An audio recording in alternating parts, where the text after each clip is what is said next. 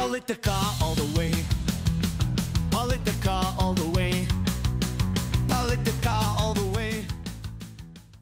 Okay, Luzon, Visayas, and Mindanao, and those watching all over the world, magandang buhay po sa inyo lahat. Ito po ang Politika All the Way with Jojo A. And dito po, nagkakwentuhan lang kami. We talk about the current issues of the day.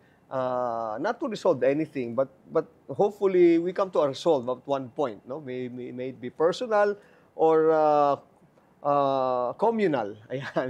Importante, kwento-kwentuhan lang tayo dito.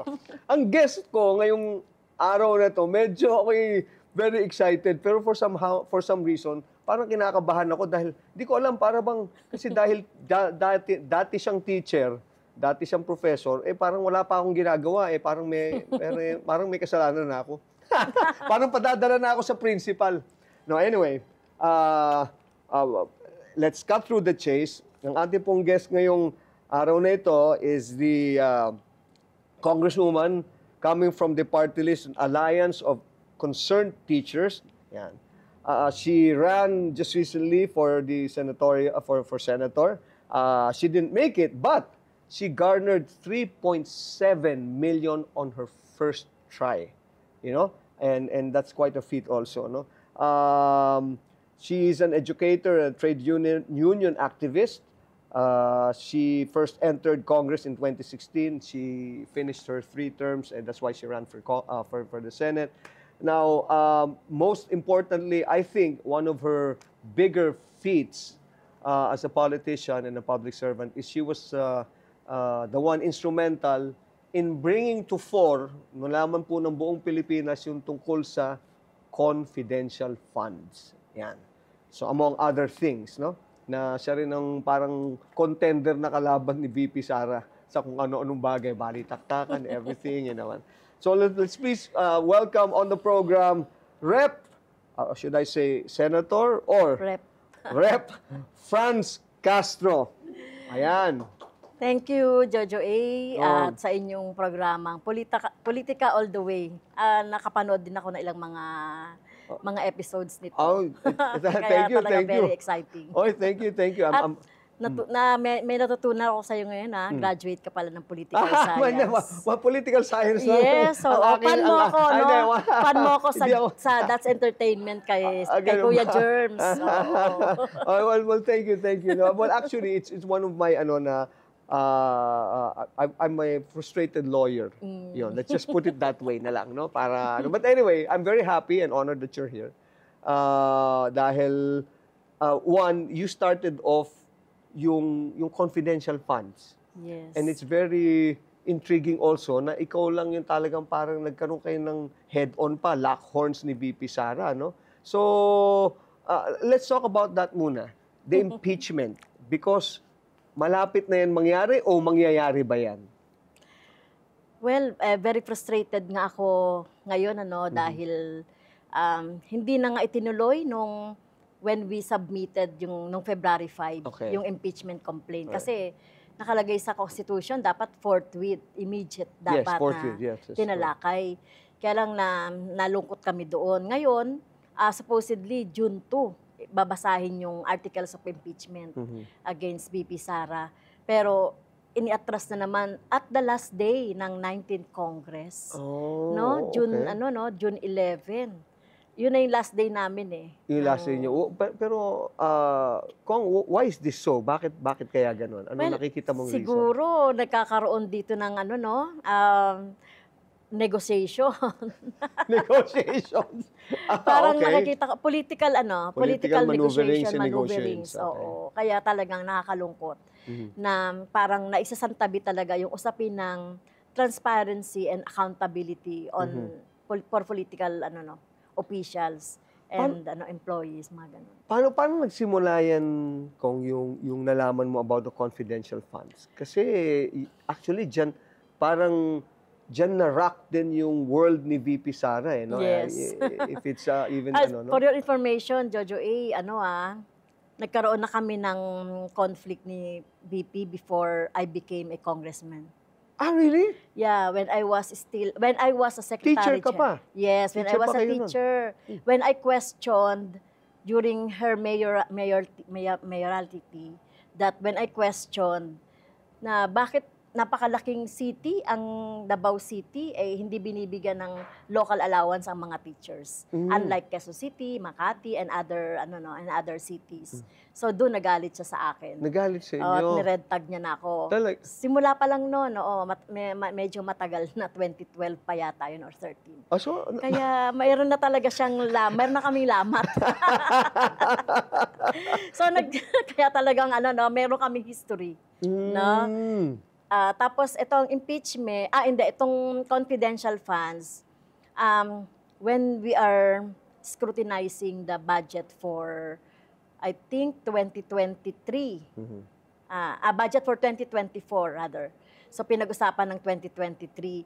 So nakita ko dun sa 2022 budget na wala talagang item for confidential funds na 125. Diba? Alam mo yung Constitution. Yes. Pag wala sa item ng GAA, hindi pwede Parang na magic. So nagkaroon ng 125 million. And then, nakita namin sa mga documents na in-spend yun for 11 days. No? After makuha yun ng December, mid-December, in-spend yun hanggang December 30 or 31, for 11 days lang. 11 days lang talaga niya inubos. So akala ko nga 19 days When we look at the document, 11 days talaga. So if you break it down, more or less, mga nakaka-12 million, 10 million a day siya. Ganun ba? Oo. No? Mga ganon, oo. If 11, 125, or if my Kaya math would talagang, make... talagang very shocking, no, na gumastos ng ganon. Tapos, unconstitutional pa yung, wala talaga sa budget yun. No, Kaya, pero, right at that, yeah. yung time na yun pa lang, nung 2023, nung binulgar natin yun, sabi ko na, pwede tong impeachable offense. Oh, Yes, 2023. At okay. sinasabi niya yon. Laging sinasabi ni Sara Duterte na, ayan, si Franz Castro, talagang gusto talaga akong i-impeach niya noon pa. Misuse of public funds, no? Yes, so, and betrayal of public trust. And betrayal of public Oo, trust. betrayal. Pero kung, di ba yung, ito naman, for you taking everything into consideration, the political of it, di ba in the GAA, or no, wag na GAA, di ba ang kanilang ahensya entitled to some degree for confidential funds? Kasi sabi nila, ang presidente, ang OP may confidential funds, ang VP office may confidential funds. Yung ibang mga ahensya natin, miski ang PNP, may mga confidential funds. Wala dapat. Wala dapat. Kasi panahon ni Leni Robredo, wala siyang confidential funds Yung previous presidents, vice presidents, mga minimal lang. Pero hindi dapat kasi wala naman silang function na... Okay. na Put me in the know, Kong, ha? Ito mga ganyan ba? Like, for instance, yung OP talaga mayroong confidential funds. Na? Meron sila. Para sa amin sa Makabayan, dapat wala Dapat din. wala. Yes, oo. Is it the discretion ng OP to give the vice president a confidential funds or no? Is it discretionary or paano ba yan? Parang, yes.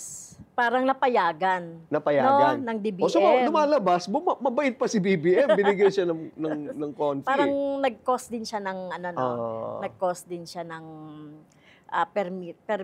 permission para magkaroon ng confidential funds.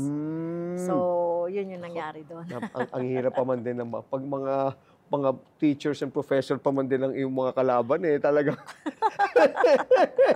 naalala ko to, kaya love na love ako ng mga teacher ko nung araw, sip-sip ako dapat sumisip-sip sila sa iyo, Kong, di ba? At nagamit ko yung pagiging mathematics teacher ko. Talaga? Oo, math po sa ba kayo, Kong? Mathematics, What high school math. High school math. I taught geometry, algebra, trigonometry, all mathematics. All mathematics, including yung yung higher math. Oh, grabe. Ang alam ko lang na math na lagi ko sinasabi sa teacher ko, salamat. Yun lang lagi ko sinasabi sa teacher, salamat, ma'am. Puro ganun lang ako nung araw. Okay, so do you think the of the judges, yung kanyang yung nakikita yung bagong set of senators natin will be good for the impeachment or it's not going to be too good for the impeachment? What do you think? Na medyo nakaka-worry nga no? Kasi may mga nagpapahayag na ng bias for the Vice President, regardless of dun sa mga documents, mga witnesses na ipapapresent pa lang ng mga prosecutor. So, medyo nakakalungkot. Kaya umaasa kami dito sa, yung taong bayan, Jojo A, no? Yung kailangan kumilos ang taong bayan. Kasi katulad ng panahon ni Erap, di ba? Tinatakpan dati yun eh. Mga document ayaw ilabas. Pero kumilos ang taong bayan dyan. Kaya kung yan ang mangyayari ngayon, at pipigilan nila yung paglabas ng mga, yung truth, yung mga documents, yung mga witnesses, pwedeng takutin din yung mga witnesses dyan later on, di ba? Yes. So, yung last recourse na talaga, yung boses ng bayan. Yung boss ng bayan. Oo. Nakakatuwa kong is, I can sense the charm of a teacher still with you, but the feistiness is there, no? In fact, naalala ko, pati si PRRD, nagkabanggaan din kayo niyan eh, di ba? Yes, oo. Oo eh, no? But, yung bang, yung the way you talk to him is at one point is para bang nagkakaroon na siya ng, nakaka-sense din ako na para bang naiinis siya na wala rin siyang magawa, no? Did you have a prior also engagement with him? Ay, wala. Wala akong personal Wala sa naman, kanya. Hindi ko rin siya na-meet personally, except for yung SONA, no?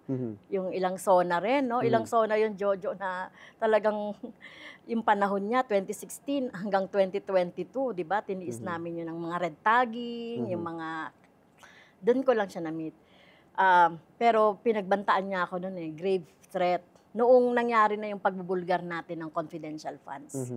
No, noong panahon na talagang namumroblema na si BP Sara, yung anak niya, tungkol diyan sa confidential funds na yan. Grave threat. You actually went to court for this. Threat. Kasi in social media, dati meron pang SMNI. Yes. In social media, panahon pa yun ng pagdadalamhati ko, no, dahil namatay si tatay. So, gin-rape threat niya ako doon sa program niya. So, syempre, takot ako dahil nasa kanila yung mga resources, yung pera, influence, di ba? Pero sino ang magtatanggol sa akin kundi sarili ko, di ba? Kaya talagang nilakasan ko ang loob ko sa tulong din ng ating mga support na mga lawyers na mag-file. So, nasa DOJ for review. Okay. So, medyo pa rin to follow na lang yan ang pag-uusapan natin. Politica all the way. Politica all the way. Politica all the way. Kong, I just need to lang this one, no? Because there were also charges against you and some of your friends and colleagues and fighters in government, fighters with you. Ayan, si Casatur. Si Satur Tsaka walong Ocampo. teachers. Yes, no? Yung mga kasama nyo in your cause. Yes. You were charged with... other form of child abuse. Yes, yan. You were charged, but of course, was this ever resolved already? Well, na-convict ako na lower court. So, it's Lower court. court. So, nag-appeal ako sa kayo. CA. Hanggang ngayon, nasa Court of CA, Appeals Court pa. of Appeals. Okay. So, yun And yung this kaso. was, the conviction was given during the time of the former president. 2020, 2023 yata. Hindi na. Hindi na. Oo. Kay BBM na. Oo. Kay BBM na. Pero Okay. yung korte nandoon sa Davao Region. Na may Davao influence ang mga Duterte. Oh, So, okay. Well, sige. Anyway, the reason why we're talking about this is because naalala ko lang talaga that you were one of those during the impeachment na talagang hindi pa you're just saying it as it is, you're not sugarcoating anything or anything, you're just sticking to facts and admirable naman 'yun, no? Kasi meron tayong ibang mga nakikita doon, hindi lang naman akong nakikita ko rin sa mga comments ng ibang mga tao na parang they're there to they're too political about the whole thing, no? Ikaw, you're just sticking to facts. Parang teacher talaga. Iba rin. Oo. Di ba? Kasi yung kultura ko as a teacher, so syempre, you should serve as a model, di ba? So kung ano yung naririnig mo sa akin, nakikita mo sa akin, yun na ako eh.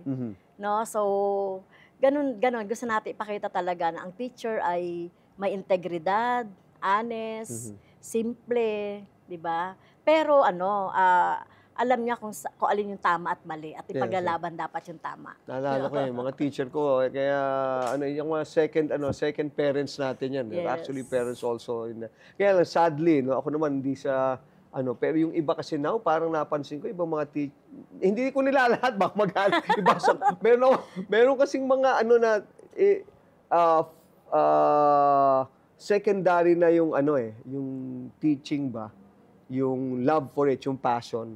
Parang meron na ring monetary, which is actually yung compensation. Dapat lang naman, no? They should be paid well. Jojo, dapat lang naman kasi sa matagal ng panahon, ang teacher talagang nagtitiis talaga siya sa maliit na sweldo dito sa ating bansa.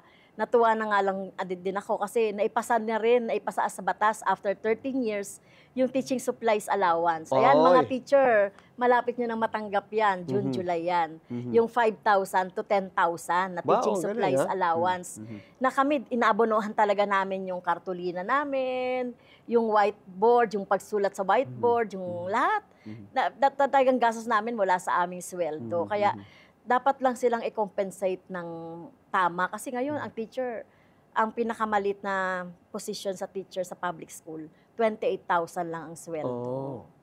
So, dapat talaga yan. No? Oo. Yeah. Pero nagre-range siya sa 28 to 33,000 na wala pa talaga sa sinasabi naming dissenting pamumuhay. Right. Dissenting sweldo para sa mga professionals. At saka the reason why you have presidents, vice presidents, ayan, or yung mga magagaling natin, it's not because they're born that way, it's because they were taught that way. And if you're taught that way, that knowledge and that passion came from the teachers that taught him or her, di ba? Meron nga akong kaibigan ng mga teacher, kaya naintindihan ko rin yun, ma'am. No, kasi ang teachers kasi, yung ibang mga kala nila pag uwi, tapos na, sa classroom, tapos na. Hindi, pag uwi niyan, dala-dala pa niyan yung lahat ng mga gamit. Hindi lang na isang estudyante, but lahat ng estudyante. Sila, yun yung sinasabi ko sa mga anak ko. Sabi ko, minsan dala-dala ko yung mga lesson plan ko, tsaka mamamalengke ako bago umuwi. Naiwan ko nga yung lesson plan ko, binalikan ko pa. Magaling na yung nagtitinda ngayon doon. Nandun na yung siya, Okay. Well, let's talk about that. Let's now talk about the situation ni PRRD sa The Hague. Yan. And the ICC. What do you think? What are your thoughts on this? Well, maswerte si Digong, no? Si former President Duterte kasi nag-undergo siya ng due process. Unlike yung mga nabiktima ng extrajudicial killings na more or less 30,000, ay hindi nabigyan talaga ng due process. At yun ang ine-enjoy niya ngayon, no? Yung due process doon. And hopefully mapagbayaran din yung kanyang ginawa, no? Doon sa kanyang war on drugs. Na talaga namang hindi mo naman maitatago talaga kung ilan yung namatay during that period. Oo, during that period. At hindi lang siya, may mga cohorts siya, may mga kasama siya na nag-implement ng war on drugs. So hopefully din, no, by September kasi babasahan din siya ng kanyang mga kaso. Tapos yung kanyang pag-aresto ay tingin ko improper.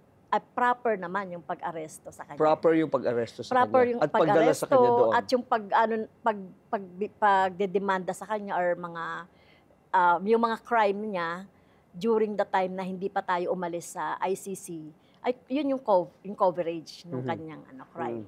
Oo nga, sabi nga nila, bakit daw wala tayo sa ICC? But these were filed prior to us leaving eh. Diba? So very warm pa yung, kumbaga, active pa yung sa kanya. Yes, very fishy yung unilateral na pag-alis ng gobyerno natin sa ICC kasi alam niya yung nangyari eh. Yes.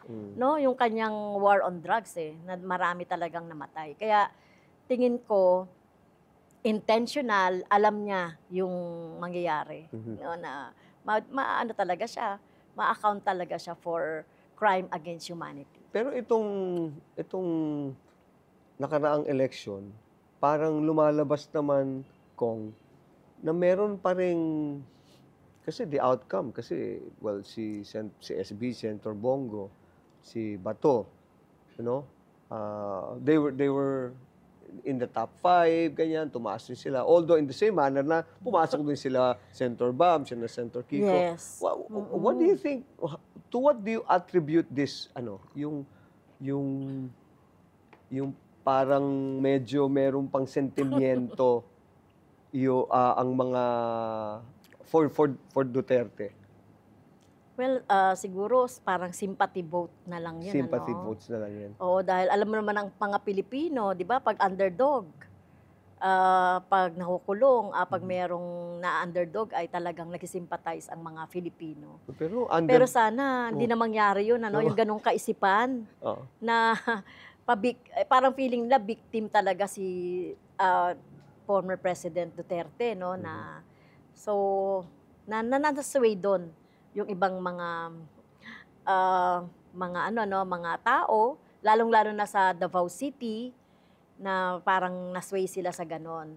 Na tingin nga namin, ako tingin ko parang loyalista, kulto ba yan, or whatever, na dyan, ano ba yung matatawag natin. Pero, alam nyo, sa eleksyon, in Mindanao, 82 to 83% ay talagang nanalo naman talaga yung mga kandidato na napirma sa impeachment. Talaga? Yes, oo. Parang sa Davao City lang talaga landslide sila. So, it's just the Davao City yes, sila so sa buong region ng Davao, 83% na yung pumirma sa impeachment, that's nanalo. Meron pang bago lumalabas ng mga pangalan ko. Meron pang Marian Rivera, pati meron pang mga kung sino-sinong, di ba? Sa confidential funds. So, confidential funds. Kaya talagang matuloy dapat yung yung trial para ma-unfold, ma-open lahat diyan yung mga ebidensya. In your capacity now as a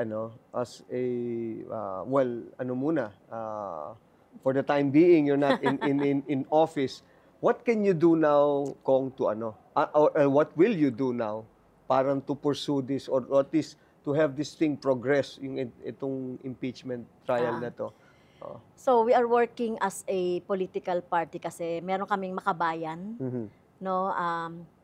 Pwedeng tumulong kami doon sa prosecution, private prosecutor. Private prosecutors. So, they allow that, no? Oo. Pwede kaming mag-provide ng mga kinakailangan ng mga prosecutors, ng mga congressmen, ng mga mga data, materyales, yung mga pwedeng argument. So, as makabayan, nandyan pa rin kasi si Attorney Nery Colmenares, Attorney Zarate, yung aming mga magagaling na mga attorney.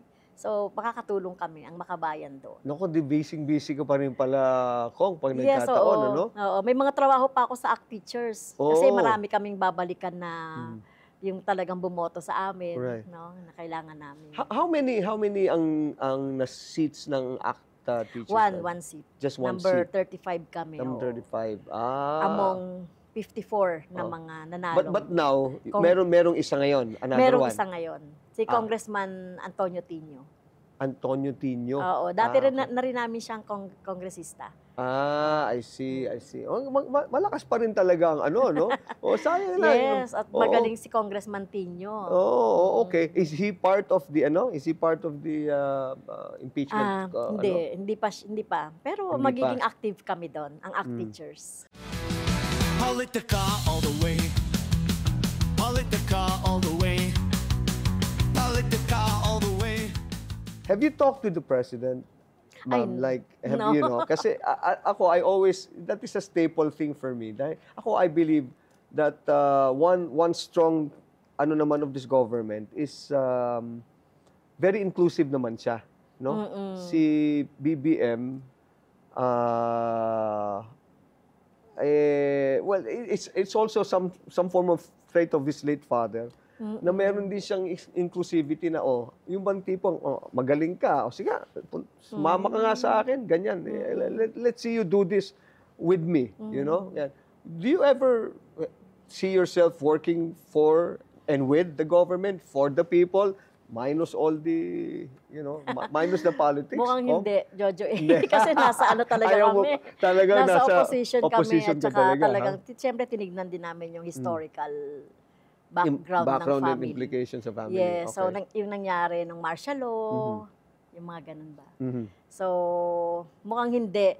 Pero, na-meet ko siya personally noong pinirmahan niya yung batas na inotor ko. Inotor okay. ng ACT Yeah. Teachers, yung teaching supplies allowance, yung kabalikat sa pagtuturo act. So, doon ka siya na-meet. So how was it? Was it Pero pleasant? kami naman kasi kahit na hindi naman namin na-meet or kahit na hindi mo kami bigyan ng position, nagbibigay kami ng alternative. We criticize certain mga Constructive policy. yan, no? Of course. Yes, pero nagbibigay kami ng ano ba yung alternative. 'Di ba? Katulad niyan, nung ipinasa yung rice tarification law, nag-negative kami doon, nag-no kami doon kasi tignan mo na nga ang nangyayari sa ating sa ating But that was Digong's, huh? That was Digong's pero pinagpapatuloy pa rin ng Marcos administration Tinanggal yung function ng NFA. So, 'di ba sabi namin ang mangyayari na talaga 'yan, tataas na rin talaga ang bigas, ang presyo ng bigas. So meron kaming alternative doon. Okay. Sa hindi lang- education din, Right. kinikriticize namin na ang K-12, pero may alternative kami. Uy, mapunta nga tayo dyan Oo. sandali. Ma'am as a teacher. Kasi ako, yung K-12, di ba ano ba yan? Kailangan pa. Ikaw, graduate ka ng Yun, di ba? nagtataka naman. 10-year program. Di naman tayo ganun. Hindi, Oo. yun na nga nagtataka Diba? na ako bakit may ganyan Di ba? Hindi ko alam kung saan galing o bakit even naisip na nila. Ako, ang conspiracy theory ko na to, it was dangled to us for some other, para merong, kasi parang dikta yata kay Presidente Pinoy. Pinoy yan, oo. di ba? Noong 2013. Ano lang din, additional na lang din sa inyo. Ang isang ahensya, nalimutan ko na lumalabas na yung aking. In the United States, ma'am, merong isang malaking negosyo or ahensya na ang nagli-lead is a Filipino. Now, this Filipino is the normal graduates natin na grade 6, 4th year, ganyan-ganyan. Kasi ang contention ng mga nagsulong ng K-12 is we are not globally competitive. Yes, kasi Diba? sa global, parang tinatanggap nila yung hanggang 12. Oo, yes. Grade 12. Yes. This is a classic or a good example na you don't need yung ganyang klaseng system for you to excel abroad. Kasi ito, kalimutan ko lang yung pangalan Kong, no? Pero yun, so meaning Katulad ba natin yon? Graduate ganoon na hanggang grade 4th year. 6, tapos 10 Hanggang years, 4th year. after 4th year. College. College na, Oo. ganyan, di ba? Ngay, lalong tumaas ang pagtingin ko sa iyo, Kong. Well, at least pareho tayo na by the way, let me just tell you, contemporary kami ni Kong, and you look very young. You look even younger in person, you know? And the charm, mas maramdaman yung charm ni Congresswoman dito pag in person na yung mga well-loved teachers, yung mga ganyan yan, di ba? Ma'am, don't you ever miss teaching? You know? Wala na talaga when you Siyempre, kahit papaano na-miss ko. Pero yung pagiging union leader ko kasi, ang tinuturuan ko na ngayon mga teacher Ang aking constituents, mga teachers. So, nagtuturo ako ng paano ba yung pag-uunyon, yung mga ganun ba. Tapos, yung mga legislative agenda. So, teacher na ngayon ng estudyante ko, hindi ng mga youngsters. Okay. Well, So, at syempre, least- namimiss ko na magturo sa classroom. ng math. Ng math. Kaya siguro lumabas yung talent ko sa confidential funds. Oo nga, 125 million. Okay, itong kay VP Sara na to, on a personal note, she is being eyed to be, she's presidentiable. In fact, she's the one parang being, I look at it as a burden to her family na siya na yung, ikaw dapat to continue whatever it is that to continue or at least save what is left of the Dutertes, no? Depending on which side you are. Siya ba yung character na yun, is that even presidentiable to you? Hindi. So, para sa, sa standard ko, no? So, hindi siya dapat maging presidente, no? Doon sa, so, syempre, kapag ikaw ay, dapat yung highest official carries with it yung highest responsibility and accountability. Ngayon, second official siya, no? Second highest official, may problema tayo tungkol dun sa accountability. So, what more sa presidente pa? 'Di ba? Kaya para sa akin, hindi siya qualified. So, yung accountability, transparency, at saka yung the way she carries herself, nagmumura, 'di ba? May tantrum sa sa public. Kaya hindi siya dapat na ganun. Kasi pag presidente ka, nire-represent mo kasi ang Filipino people eh. So, pag makikita ng ibang nasyon na may ganun tayong presidente, di ba? Katulad ng tatay niya, di ba? May kasabihan pa man din na the firstborn girl is always the exact replica of the father. So, mukhang naniniwala ko doon. Kasi kung ano ako, ganun yung tatay ko din eh. Ganun ba? Oo, ganun yung tatay ko. Pero, okay, ano naman tayo, Kong, no? Let's talk about now the move of the president na, courtesy resignation. Actually, forced resignation na yun for some, no? But courtesy resignations of the cabinet secretaries. What is your say on this? Well, yung courtesy resignation, parang political lang yan eh, political move. It's a show. Kasi halimbawa, yung economic managers niya, hindi naman niya pinalitan. Kailangan talaga natin ng mga economic managers na talagang magbabago radically doon sa ating ekonomiya. Pero nanatili pa rin eh. Kaya tingin ko, show lang yun eh, yung nangyaring yun. At parang sinasabi niya lang na parang hindi siya lame duck president na as of now.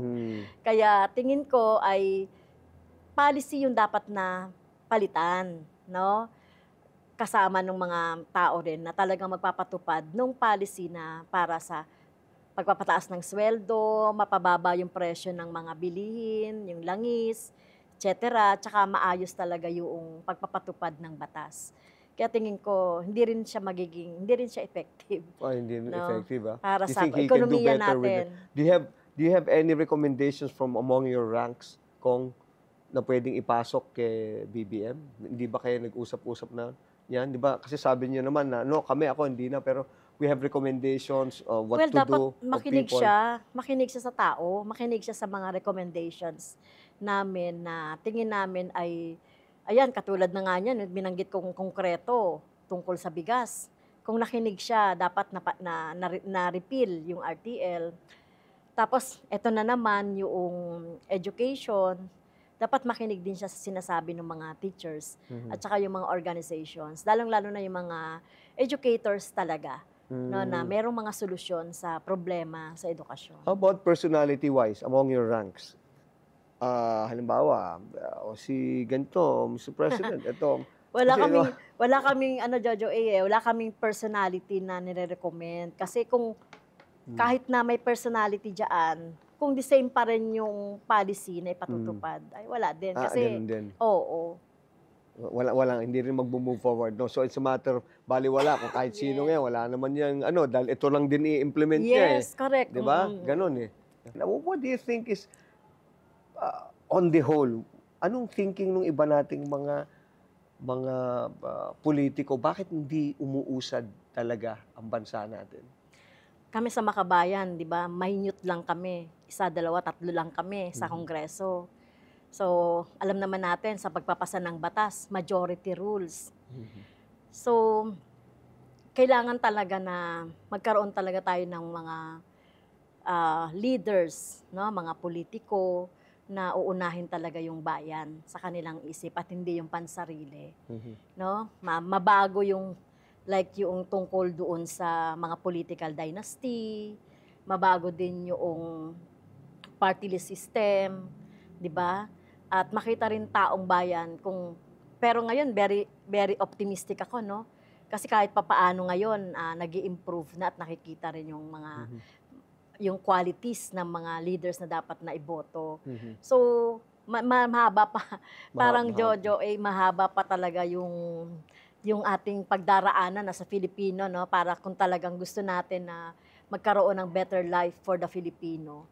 Dapat may mga leader talaga tayong walang self-interest. Ang isipin lang every day, every hour ng leader na yan ay kung paano pagagaanin ang buhay ng mga tao. So, dapat may ganon. Oo nga, actually, minsan frustrating no? Kung especially kayo, na nakita niyo yung plight ng mga teachers natin, alam niyo yung pinagdadaanan nila.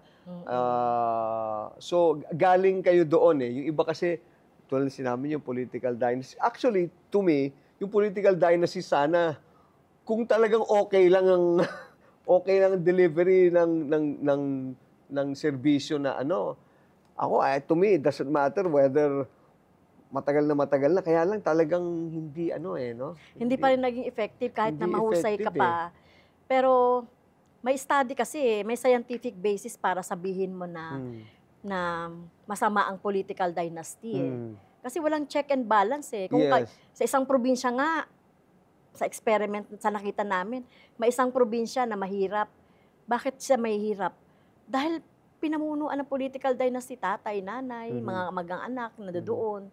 No, kaya talagang may dapat na mabago. Dapat may mabago na.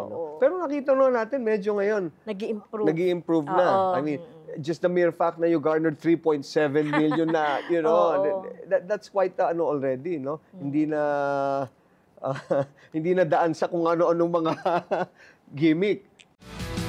Politica all the way. Politica all the way. Politica all the way. There's so many things I still want to talk, but let's make way now for our IQ. Yun yung ating mga internet questions. IQ yan, yun yung tawag namin IQ. Yan. Alright. Okay, ito, ano lang for you to. From May De Toito, sabi niya, kayo naman po sa 2028. Yan, in heart. kayo na raw yan, papasok na kayo sa 2028. Now, this time naman from Senesio Torcido, sabi niya, mabuhay ang makabayan, laban lang po, ma'am. Sa atin ang suporta ko sa inyo kahit hindi kayo nanalo sa halalan, sa inyo pa rin ako dahil alam ko tama ang pinaglalaban nyo at makatao po kayo. Yan, okay. Ito naman from Angel Rumbawa Jr. Niya, Castro, fake teacher.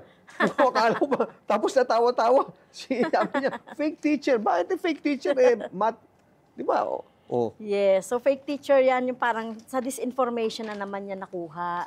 Na di raw nila ako makita doon sa PRC, etc. So, yes, dapat di ko rin nila pinapakita PRC. yung aking ID. Well, hindi naman ako mapapasok sa public school nang hindi ako, hindi ako nakapasa sa licensure examination. Okay. So, ayan, sinagot na. Angel, Nag-gold naman ako. Dami mo pantawa. 1, 2, 3, 4, 5, 6. Talagang, dami diretso yung tawa niya. Okay, from Westy. Madami pong pro-China. No comment sa WPS bullying. What's your say on the West Philippine Sea issue? Well, kailangan talaga natin ng policy ng independent foreign policy. Whether China man yan or US, dapat tayo yung naglilinang doon sa West Philippine Sea at dapat maipaglaban natin yung ating rights doon, sovereign rights natin doon sa West Philippine Sea na pinanalunan natin doon sa UNCLOS. Yes, sa UNCLOS yun. Mas ano na yung ano na yan. Kasi sabi laging binabato sa mga Duterte na pro-China sila You think they are? Well, may mga documents tayo, may mga instances talaga tayo. 'Di ba documents? Kong? Oo. Really? 'Di ba may sinasabi nga ni Duterte noon, dapat maging probinsya na tayo ng China. 'Di ba? So, tapos meron pang mga instances na talagang sinasabi talaga na lahat ng mga nangyayaring mga trolls, yung mga ano ba yon, yung mga disinformation, ang nasa likod niyan ay China, pabor kay Duterte. So mga troll farms So, yan that are meron funded, talaga. well, Oo, allegedly funded by Oo. the Chinese Oo. government. Di ba? At ilang beses pupunta si Duterte diyan na hindi sinasabi sa atin, di ba? Nung panahon niya. Okay. Well, you're more privy to that, Oo. Kong. No? Okay, from Pio Torrecampo, salamat sa mga batas na isinulong nyo. Kayo ang tunay na magmamalasakit sa mga mahihirap at para sa bayan. Okay, from Pio. So from Julius Kiawan, ang mga ang mga dating pusit sa Kongreso ngayon pusit na sa lansangan. Ano ibig sabihin nito? Ay, sa pusit. Pusit, kasi ako rin yung nag-coin ng pusit kay Sara Duterte. Bakit pusit Remember? na sinabi? Kasi nung tinatanong ko siya doon sa confidential funds, parang yes or no lang naman ang tanong ko. Umiiwas siya. So naalala ko tuloy yung turo sa akin ng tatay ko, na yung mga pusit, kapag nasusukol na sila, nagbubuga yun ng maitim na tinta. Yes. Oh. Di ba? Para hindi sila mahanap. Hindi mahanap. So, yun yung karakter ng pusit eh. Pero sorry sa pusit paborito ko pa man din ng pusit. Adobong pusit. Adobo, tsaka Madam, yung inihaw. Oo. So, ganun yung naging attitude ni Sara na during that time na tinatanong ko siya, ayaw sumagot. Kaya nainis na ako, naisip ko tuloy si tatay ko, ano ba to? Sabi ko, chairman, para naman tayo may kausap na pusit, no? Nag-uugaling pusit. So, yun yun. Well, kami naman ay sanay sa lansangan, di ba? Kongresista ako, pero aktivista ako, na talagang sanay din naman ako mag-rally at gano'n, no, di ba? Lagi namin ginagawa yun kapag meron kaming gustong sabihin sa gobyerno, no? So, pusit. pusit daw sa lansangan. So, yun yung history ng pusit. Pero, what if, I can see her talaga running for 2028. But there are rumors that she may have a running mate na senador ngayon. Did you hear that? Are you privy to that? Na Marami naman pwede na pwede niyang makasama. na makasama. Depende. But Depende sa magiging turn of political climate natin. Kaya nga, sabi ko nga, kaya dapat na ituloy talaga yung impeachment, maituloy talaga makonvict siya. Di ba? So, kaya ngayon kasi mga politiko natin naglalaro di ba? So, for 2028. Kasi hindi na ngayon magiging ang Marcos administration. Ang magiging potential na ngayon ay between the Duterte, kung hindi siya mako-convict, at saka yung mga progressive, no? Yung mga opposition.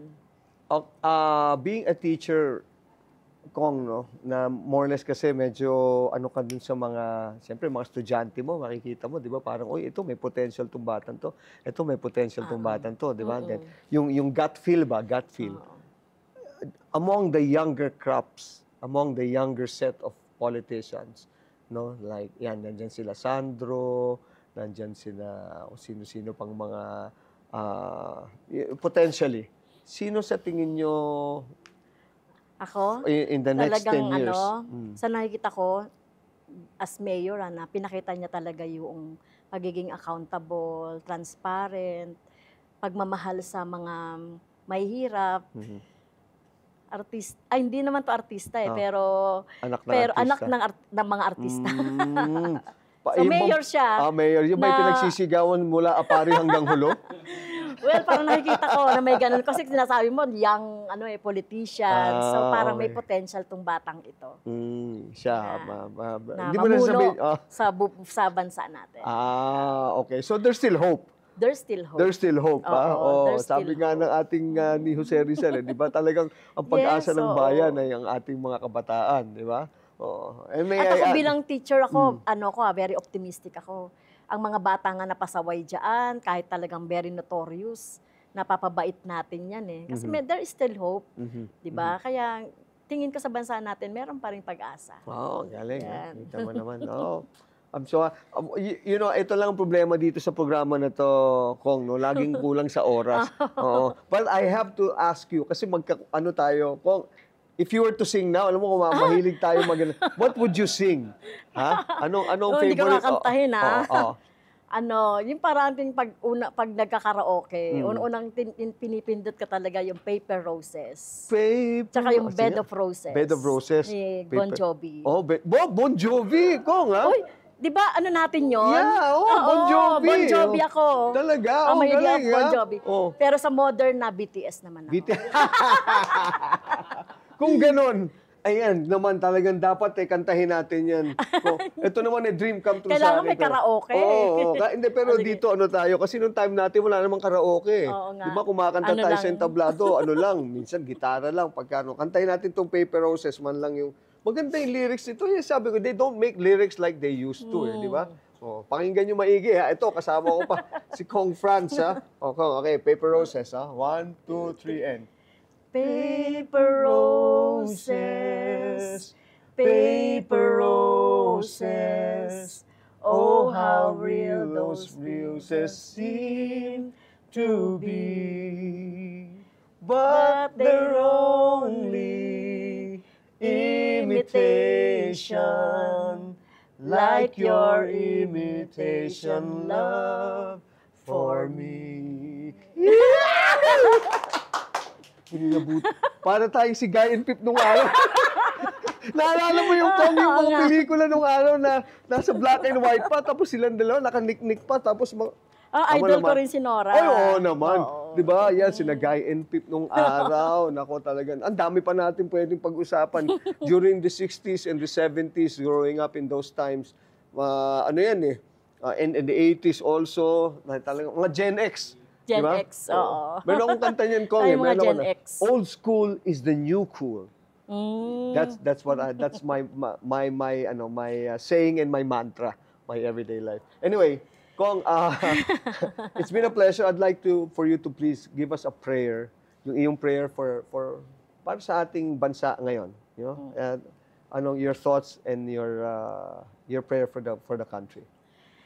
So, ang prayer ko sa country natin, natapos na po ang eleksyon, sana po ay magsama-sama na, pero meron pa tayong dapat na harapin, no, para magkaroon talaga ng ng tamang direksyon ang ating pamumuno sa ating gobyerno, yung good governance sa politika. Kaya kailangan talagang very harsh to mapanagot talaga no yung mga pinuno natin na dapat managot sa taong bayan at maging accountable sa mga ginawa sa ating taong bayan.